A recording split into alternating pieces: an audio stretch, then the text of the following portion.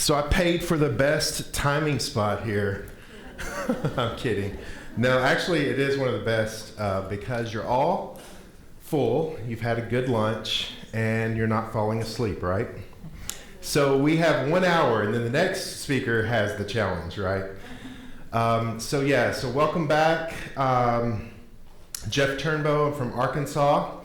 Tried to hide the accent, but it just keeps coming out. And we're going to speak about digital marketing trends that matter. So the important thing to remember today during this is these are the trends that matter. There's no trends that don't matter during this session.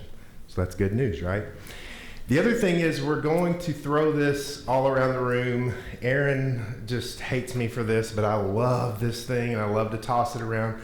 So watch out for your glasses because I want to really make this an interactive session, get some excitement going. So watch out for the catch box.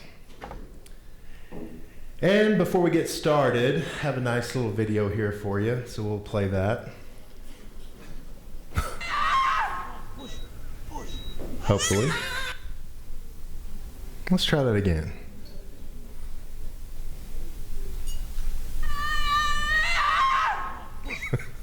Audio works.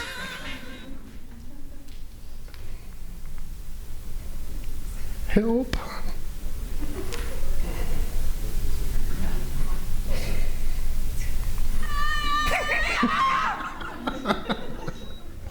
I'm just kidding. This is all planned. This is part of the whole thing. Digital trends that matter. We're going to talk about technical difficulties and how they influence our world today. That's all I got, man.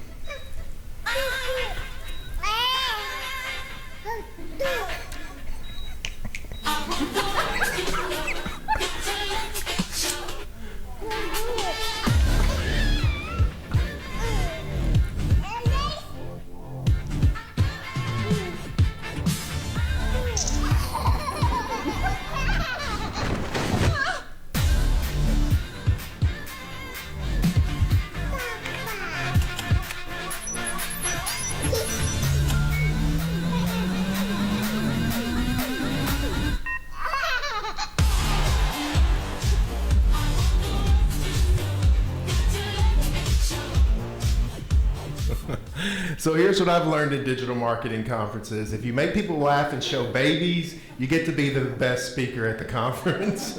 So it's always a good idea. Thank you so much, Aaron, for pulling us out of that rut there. That was great.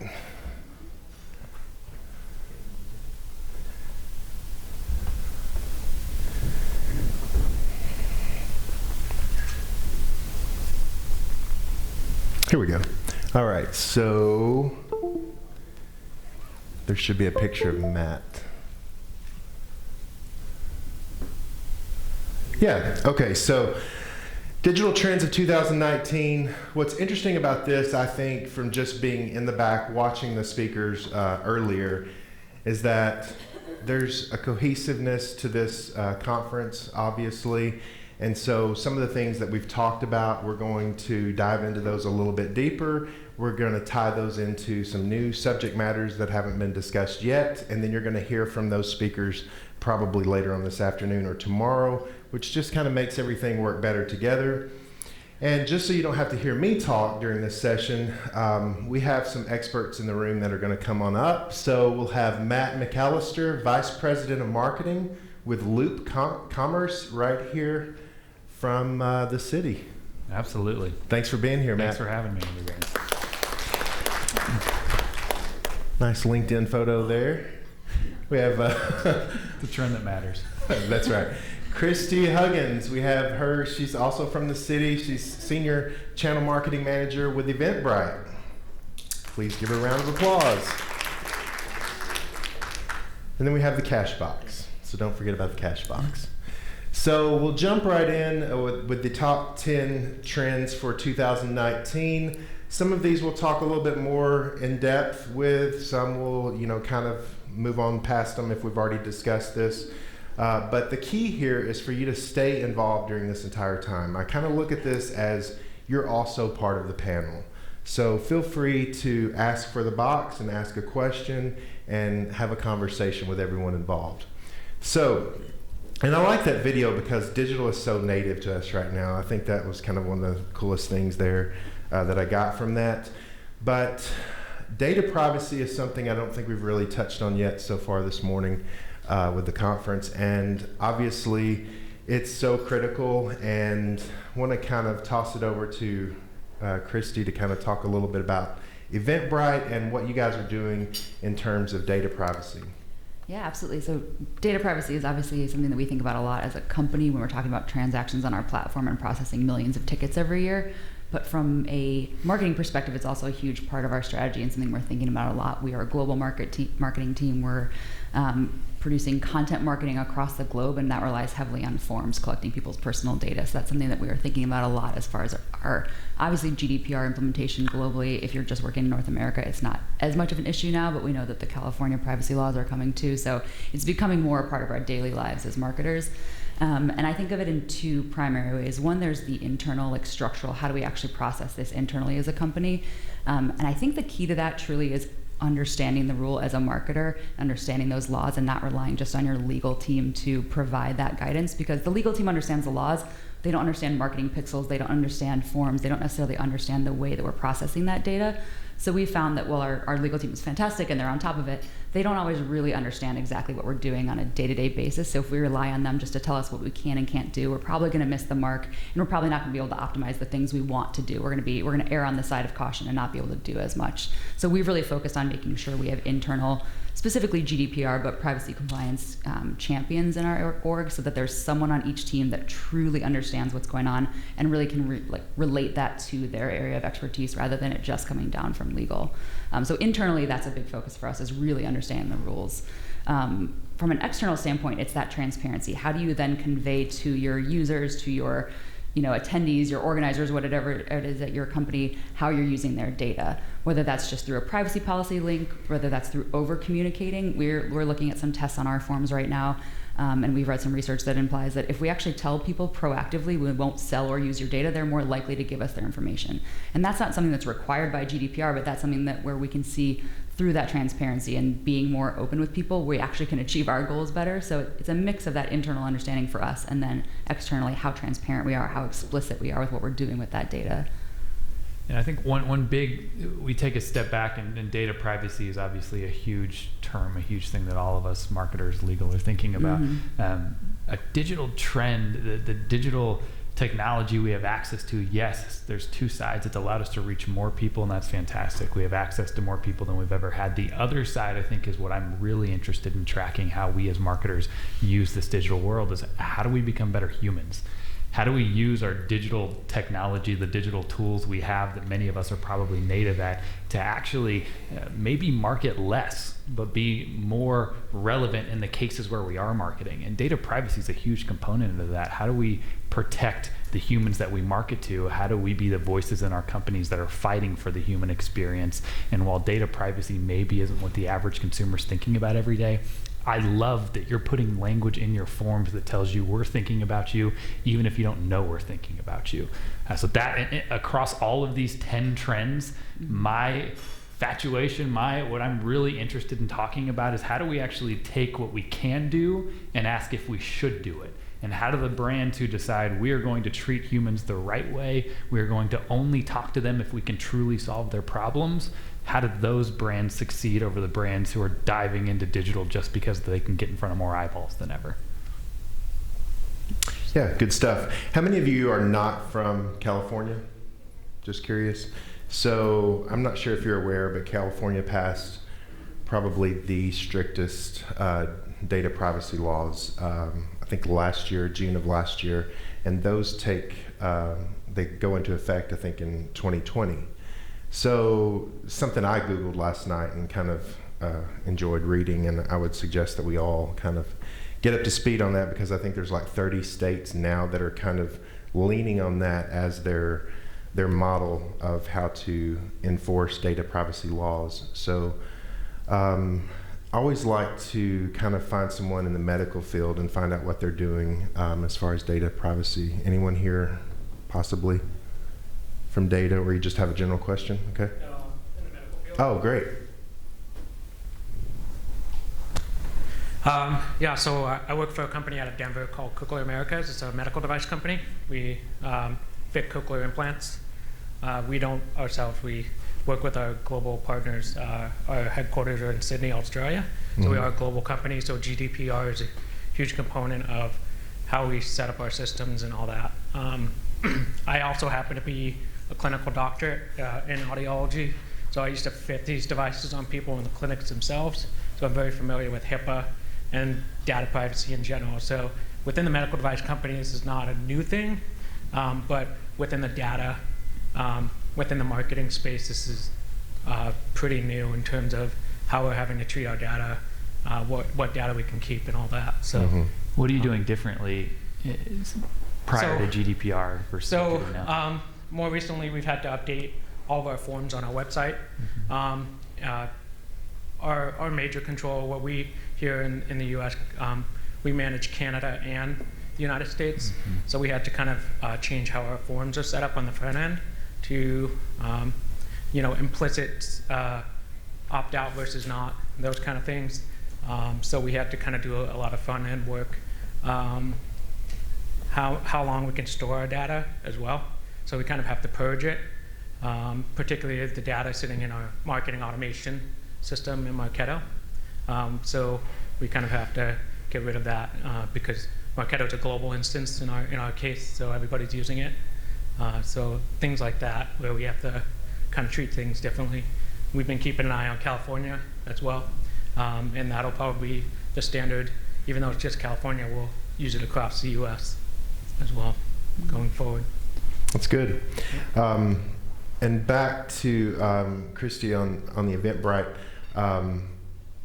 Last year, one of the concerns was that vendors would bear more responsibility or feel like they bear more responsibility in this space, and so many businesses who use Eventbrite as their solution here. Does that kind of raise the level of responsibility a bit? Yeah, absolutely, and it adds a whole other layer of communication. So not just internally, what are our policies and what are we doing, but how are we communicating that to the people that are selling tickets on our platform, purchasing tickets on our platform, developing for our platform, making sure that they really understand what they can and can't do with the data, and that they understand what we are and are not doing with that data. So I think it does come back to just like, how can we create a positive experience for them as human beings, and not just know that we on the back end we're handling it from a technical standpoint. But it's a big challenge, and people have erred on the side of caution and kind of pulled back, and we're starting to now figure out exactly what we can and can't do and be a little bit more proactive. Good. Anyone else? Data privacy? Is anyone else using data privacy as a key marketing message, similar to what Eventbrite is doing? That's fascinating to me. Is anyone else saying we have beliefs on how we treat your data and we're actually going to be forward-facing with that in your marketing? Has anyone seen that, or is anyone doing that? I'm seeing it more. Yeah. For sure. Great. Okay, good. Next is omnichannel. So basically, when we talk about omnichannel, we're talking about all the touch points along the way, along the customer's journey. So Matt, I know you have lots of experience in this field. So I guess give us some examples of how you're using or how you're pulling it all together for your clients. And we were talking about earlier, there's so many different paths, and the paths of digital marketing keep growing. So how are you kind of wrangling that in? Yeah, so I, about 6 months ago, joined a recently acquired startup called Loop Commerce, which I'm sure many of you have not heard of. We were acquired by a 17,000 person bank, which I'm sure many of you have also not heard of. So I jumped over to be the first marketing hire in this group, had led global digital demand gen teams, had co-founded a digital agency before that, and have really focused on a deep expertise in how do we reach the right people in digital. I think omnichannel is interesting. We've talked about multi-channel, now we're talking about omnichannel. I like the term omnichannel because it speaks to what Jeff mentioned was the journey, was that it's not just about how can we get in front of you in as many different and varying channels and campaigns as possible, but how do these things work together? I found that especially at this current organization where we're building many processes, I was the first marketing hire, we're building our marketing function from scratch, that we're trying to rally a company around how do we hold our marketing, our sales, our product accountable for a similar line of metrics, a similar sales funnel, sales cycle, customer journey, whatever that is for you and your space, so that I'm not necessarily just looking at specific channels for their metrics. I'm not just looking at how is Facebook performing within Facebook's ecosystem, and what are we doing on our search, how does our SEO strategy look, how many emails are we sending this quarter, but how do these things all work together, and how are we holding them accountable in the same space through the same funnel. If you're in the B2B space, which I've been in for the last few years, there's been a ton of work done on account-based marketing, on what is a marketing qualified lead versus a marketing qualified account. However you measure these systems, to me, discovering the omnichannel journey is about holding your marketing accountable, all marketing, holding your trade shows, your social, all of it accountable in the same space, because that's the journey they're taking. Yes, I can do everything that I could possibly imagine to force you down a journey. I will get you a Facebook ad, and then I will retarget you with a display ad, and then that's where I'll send you an email. Sure, we could do that, and there are ways to do that well. Where I've really tried to lean into recently is you're going to shop yourself. You're going to do your research, and however you do that, I need to offer you the best tools to make you educated to either work with my company or buy my product. And I need to hold my marketing accountable for how well I'm doing that for you. So I make channel decisions not by can I be everywhere, but where should I be that I can make an honest decision, look at it every day and say, this is impacting this person at this stage. This is the best channel for them to find research about what we do. Mid-funnel, low funnel, they're actually engaging more with email. So where are we performing within this funnel, and what do I need to invest in and think about that makes that more of an omni-channel customer journey, as opposed to a multi-channel approach of making sure I'm getting the number of clicks that I want across the top of the funnel, if that makes sense. Totally. I think people confuse omnichannel with multi-channel marketing, saying, yes, my marketing message is consistent across these different channels and it's strategic for each channel, but it's really about the full customer journey, and that doesn't stop once they've just taken that action to click. It stops it continues when they become a customer, and how does that actually work when they're in your app or when they're on your site, considering your software, your service, whatever it is. Talking about the sales funnel, like, is our marketing messaging consistent with then what they're hearing from an SDR or a BDR when that MQL does become an SQL or whatever your funnel is? I think that's the critical part, and that's what makes it harder, is that you need broader company buy-in. It's not just you as a marketing team deciding on your messaging across channels. It's really making that consistent user flow and journey across, whether that's just through their acquisition funnel or if you're still working as a customer or through retention. It makes it a lot harder to actually get that broad buy-in, but that's how you do it well.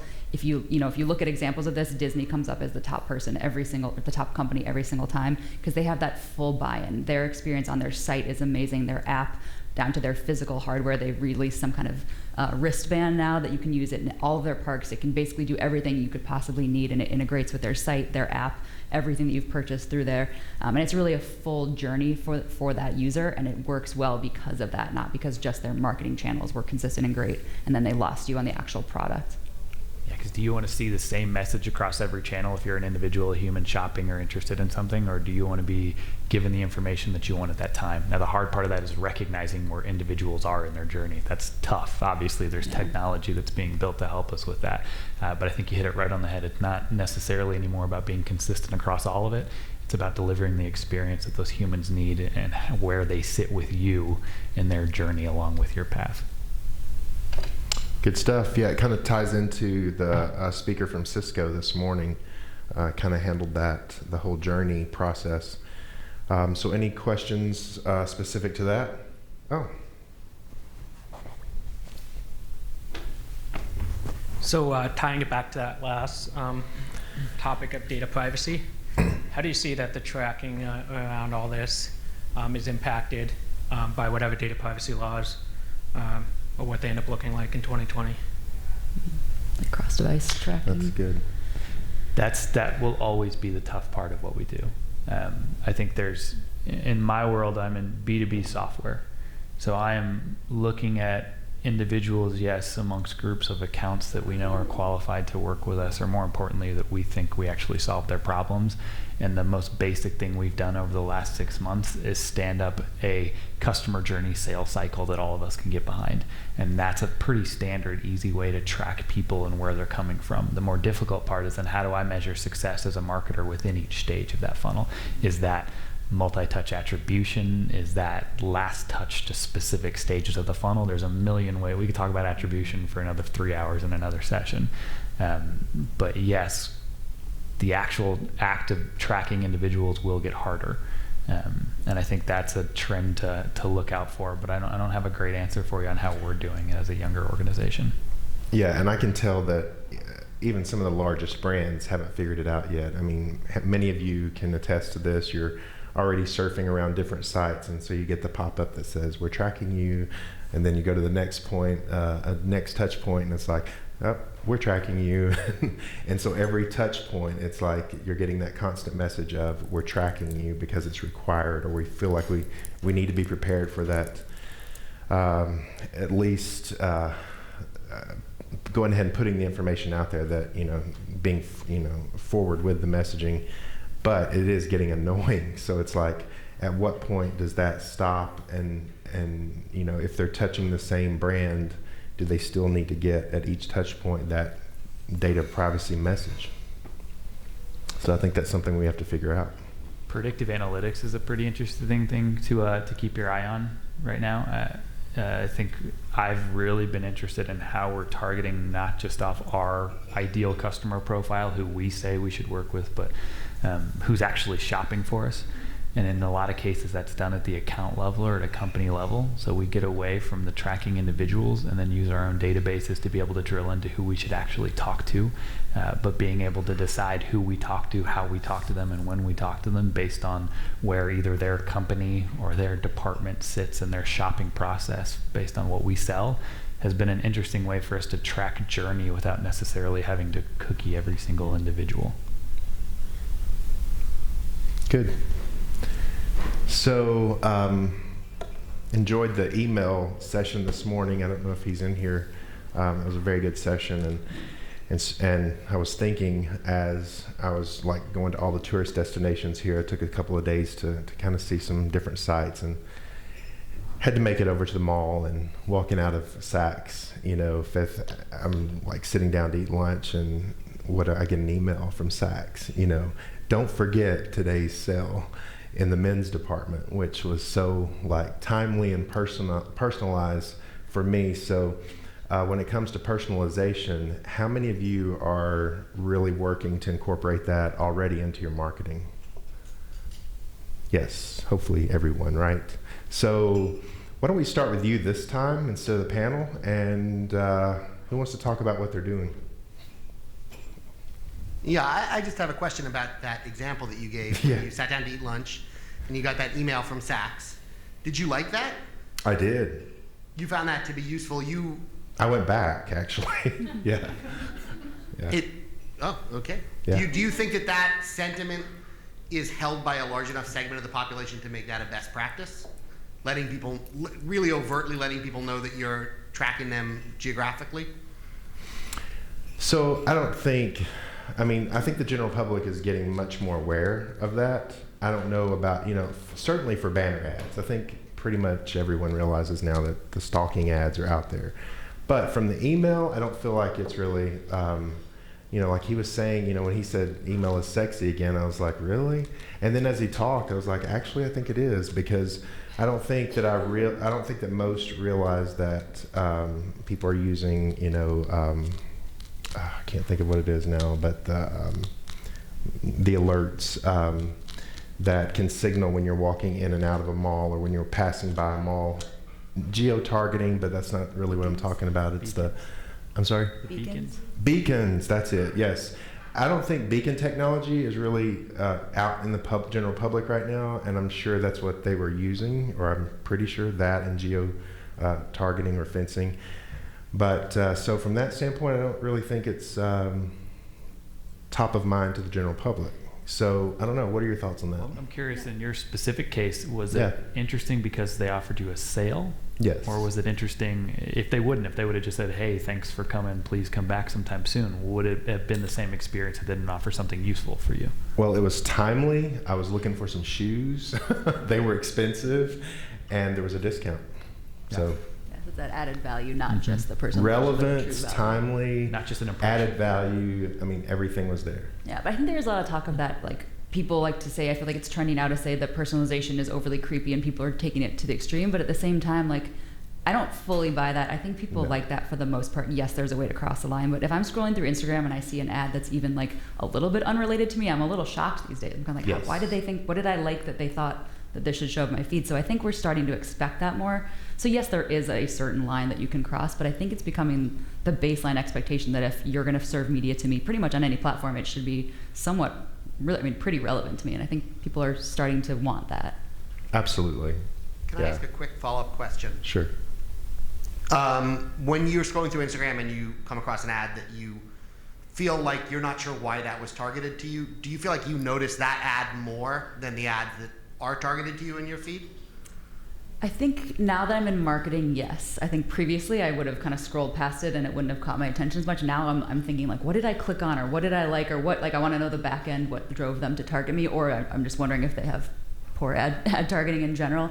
So yes and no. Now I think I'm more aware of that kind of stuff. Yeah, Wayfair, they show up with my company in a lot of case studies when we're talking to clients or working with clients. They do a lot of things really, really well. And they're really, really doing this great because just a personal example again, shopping for lawn furniture, the poolside furniture. And so I get the retargeting banner ads with the actual furniture that I've looked at in the ads. And then I get the email that says, you know, something about specific lawn chairs. And then I actually, because I have the app, I get a notification the other day that says, the lounge chairs that will make you smile. I'm like, well, who doesn't want to see those, right? So omni-channel, personalization, everything at work there. So I love how they're doing that. And I mean, I love that experience because it's something that's relevant, it's timely. It works great for me. Who else? Oh, all the way in the back. No, I don't do that. Right? Yeah. So I work for a publisher. We create content for expectant parents and people with babies up to age 8. We've tested personalization a little bit with our advertising partners. I don't know if this is just a coincidence, but we've seen more engagement and people respond with tests we've done in email and app versus display and mobile web. So I'm just wondering if you guys have seen a trend by channel, like if people are more open to personalization in different channels. What kind of personalization? So I have, for sure. And just what you said, email notifications, just like I said with Saks and with Wayfair. I think the general public understands, again, retargeting. They've sort of heard about that. They understand it.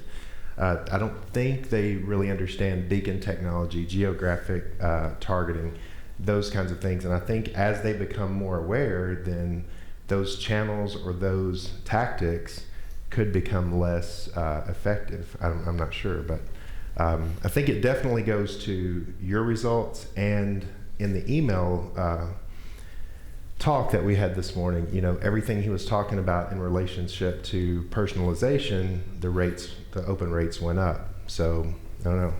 What do you think?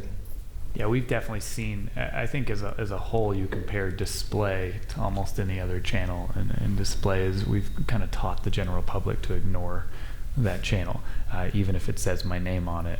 That's something that I don't see a whole lot. I think that the trend in predictive, which it sounds like a lot of people are leaning into as we first started, with just being able to say your name and what company you worked at and where you were location based, but now we're personalization to us means experiences, means were you shopping for those chairs, and how can we deliver an experience that helps you shop further.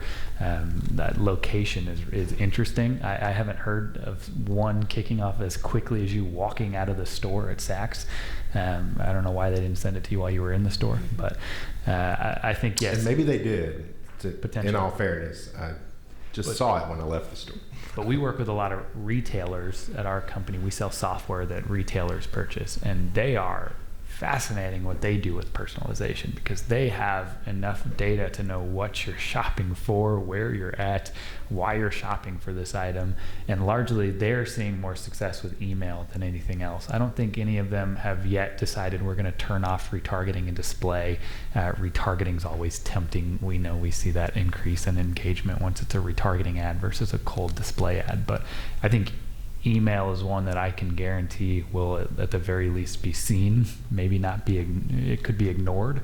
I know if I invest in display, if I choose to do that, there's a pretty good shot that the large majority of people I'm targeting aren't even going to know I'm targeting them. We've trained them to ignore those side panel display ads. Yeah, maybe that's why I noticed the Instagram ads more, because I don't even pay attention to the other things, but we've been trained to a little bit more kind of engage with that. So I still think there's value to retargeting. Again, back to the Wayfair thing. Yes, I saw the banners when I got on the laptop a couple nights ago. I saw the banners following me everywhere. It had the photos of the specific chairs I was looking for, and of course I didn't click on the banner. But seeing those, still in that whole omni-channel experience, I think supported the instant mess or the notification I received from the app later. So it's like, all things working together. So if I were just measuring the clicks on the retargeting banner, not that effective, but supporting definitely that notification that came in the next day. Potentially. I think intent is a really interesting way to think about personalization in the future, is how can we measure your intent to take an action, or where you're at. If you glanced at the page with the chairs for 10 seconds and left, what is your intent, and how much do you truly need to be retargeted or personalized against? But how could I tell if you had your credit card out and had to run because the oven went off? Yes. Is your intent significantly higher, and is there a way I can actually serve you experiences based on your intent? Lead scores, personal, a lot of the attribution stuff that we're doing, or the predictive analytics stuff, is helping us on the B2B side know who's shopping versus who's just glancing, and that helps us deliver different types of content, different types of channels and experiences. I'm going to give you a case study. If you're comparing two software solutions, if you're just Googling what is this, maybe we should introduce ourselves and say hi before we say we're better than everyone else out there, I promise. So I think personalization to me has gone from name in an email to a trigger based on something you're experiencing. To me, the future is how can we actually tell where you sit in your intent to purchase, intent to act, and give you a different marketing experience based on that. That's a very good point, because one thing I've noticed, we use AdRoll a lot. And if you've used AdRoll, you're starting to see that you can set up the retargeting based on that very fact. So obviously our clients are serving retargeting ads for people who visit any page on the site. But if you've gone 3 pages deep, if you've gone through the checkout process, then you're probably getting the experience that I'm getting. You're getting a much more rich omni-channel experience versus just seeing some ads for the next 2 weeks. If you mix that with some of the predictive analytics you're talking about and some of the AI machine learning, get to the point where you can then test thousands of combinations of ad copy and creative to the people like you that viewed that at their certain time in their life cycle, and try to figure out the actual right messaging. It's going to be an interesting programmatic area. What I'm waiting on is for Overstock to realize that I was shopping for those lounge chairs and send me like a $200 discount. So, that's all right. fascinating. I don't want us to glance over that, because I think that is a user behavior that marketing is trained. I'm trained for that. that. Discount code if you shop long enough. Yes. That's just for us to sit here and recognize. Marketers have trained human beings to shop and then sit back for a few weeks and wait for the discount code. That's so good. Yeah, so he's waving. I'm not going to talk about that next example because that's, you nailed it on that. So going live. Who's going live? Like the baby. I mean, I laugh at that, but people are literally going live in the surgery rooms nowadays. So it's so important, such an important part of the Facebook algorithm, and Facebook's obviously not the only platform. So for the sake of time, just if you could, anybody give us a couple of trends or tactics where you're using going live. What do you mean by going live? I don't know. What do you think I mean? So any real form of your brand trying to place a live presence out in the marketplace or a live experience in the marketplace. So it could be a Facebook Live session. We could be live right now on Facebook, for example. Or it could be another platform.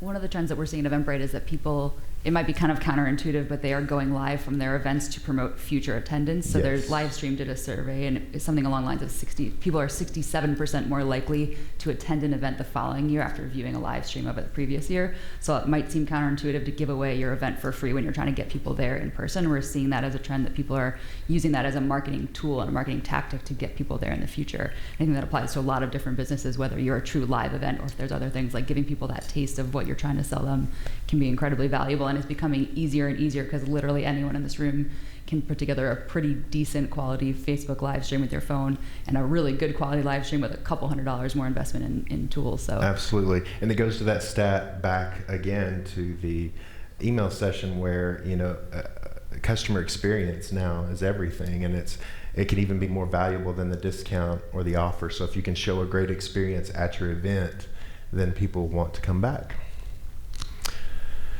Voice search. Obviously, this is a hot topic right now. I think a lot of us are still learning how to do this and searching for ways to do this. So anyone have any comments on voice search? Anyone implementing voice search right now?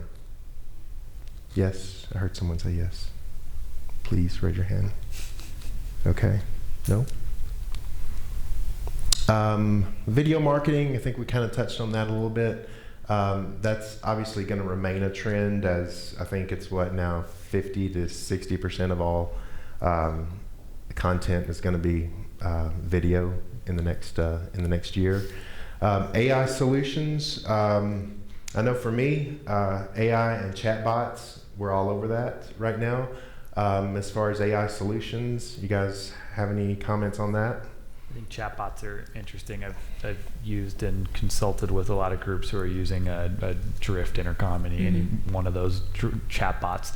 I see them, yes, as an opportunity to engage, but a secondary opportunity to increase conversion. And I know you've got a conversion rate optimization session tomorrow, but how do we deliver a personalized experience where you are on our website that doesn't make you have to click 6 buttons to get to a forms page and then wait 2 weeks to hear from somebody? How can we deliver essentially a conversion experience right where you are, where you're expressing interest? And that's completely disregarding the beauty of chatbots being able to answer your questions, give you more information than what's on the page. So I'm a big believer in their ability to help us give the right experience to the right person and make the conversion experience more human than a form might be at all times. And just like adapting our marketing styles to fit what people want, right? Like we've talked about putting a chatbot on our contact page where it already has a phone number, but people don't want to call the phone number. They want to talk to someone, whether it's a real person or a really well done AI chatbot. So some of it also is just evolving to meet how people want to communicate, and that's something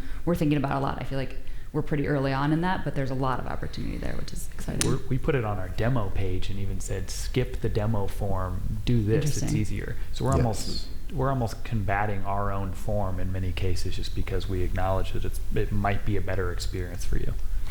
A lot of chatbots that you encounter now that are just now starting to implement those, it's a lot of text, responsiveness, kind of like the online or live chat on your site. But it's so much better than that. I mean, you can literally send out videos and brand experiences, and it's definitely more than just chat, just AI chat for sure. I think we had a question. Yeah. Oh, yeah. I think we got about 5 minutes. Sorry. So the company I work for, we're looking at implementing a chatbot. So do you guys have any tips on how to make an effective one? Because I find sometimes with sites, if the chatbot is broken, it can be more of a frustrating customer experience. For instance, the chatbot for this conference doesn't actually work.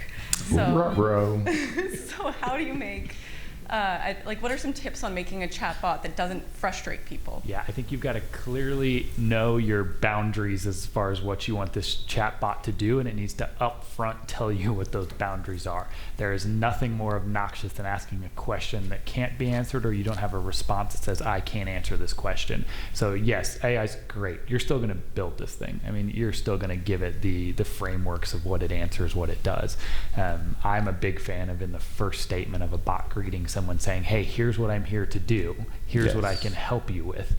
Setting the framework so that we're guiding the right experience, especially if you're building different bots for different pages, if you're on the blog page versus the demo page versus the home page.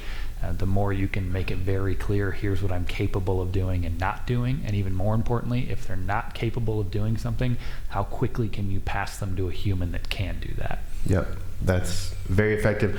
All of our clients name their bots, like I'm Betsy the bot, so that everyone knows up front that it is a bot. And then we kind of follow kind of like the funnel method. So they get a list of what this bot's going to be able to help you with, and based on whatever option they select out of that list, there's a funnel that leads to experiences, videos, downloads, all types of experiences, but it's all based on that initial expectation of this bot is going to help me with these 4 things. So really good point. So the last one is programmatic. I worked a lot in the TV industry. I know this is something that all of the TV networks are dealing with and have been dealing with for sure. It's a major disruptor in their marketplace, but it affects all of the marketing industry. So in terms of programmatic, with about 1 minute left, who wants to take that one? I'll toss that one up to you. I think you're the winner, Matt. My 10-second answer is be careful with it. Be careful, yeah. My 10-second answer is, if we care about humans, one, display. Let's just think about the true nature of display. We're celebrating 0.05% as the industry standard for click-throughs. Is that really a great experience for humans? And then you add in the component of programmatic being served by bots that, for all we know, and we do know, are fraudulent in many ways. So yes, if you're a company that has to do display at scale because you've done the work that says this is good for the humans, in our case, this is good, I understand, as long as you're keeping a close eye on it. If you're not having that conversation of whether we should do display from the voice of the human, have that first. I would think long and hard before I'm digging into how we need to go deeply into programmatic, just because the latest trends on data privacy and security we've seen.